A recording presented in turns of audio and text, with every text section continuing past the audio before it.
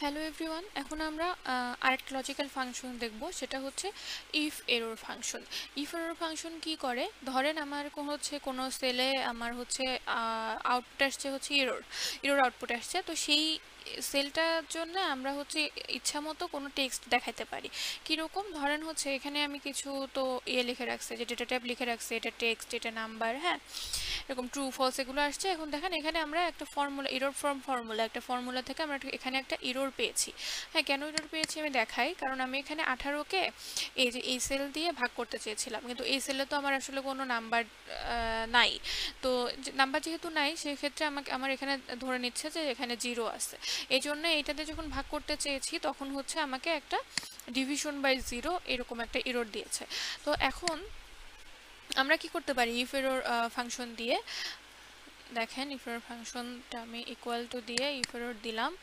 এখন হচ্ছে কি বলছে, ভ্যালু এবং হচ্ছে ভ্যালু ইফ এরর। ভ্যালু আমার কোনটা, মানে কোন ঘরে চেক করব যে এরর আছে কিনা, এই ঘরটাতে চেক করব। এবং যদি এখানে এরর থাকে, তাহলে আমি কোন টেক্সট দিতে চাচ্ছি সেটাকে বলছে হচ্ছে ভ্যালু ইফ এরর। যদি এরর থাকে, সেক্ষেত্রে আমরা কোন টেক্সটটাকে শো করতে চাচ্ছি। তাহলে ধরেন এখানে দিলাম যে এররই লিখে দিলাম, এররই লিখলাম।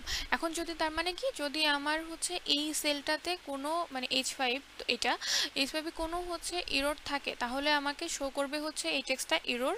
আর যদি কোনো ইয়ে না থাকে, কোনো হচ্ছে এরর না থাকে, তাহলে এখানে যা আছে সেটাই শো করবে।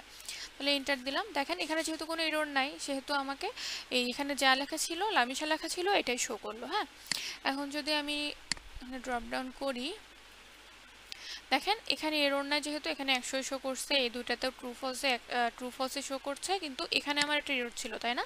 এখানে যেহেতু এরর ছিল, সুতরাং আমাকে এরর লেখাটা শো করছে। তো ইফ এরর দিয়ে আমরা এইভাবে কাজটা করতে পারি।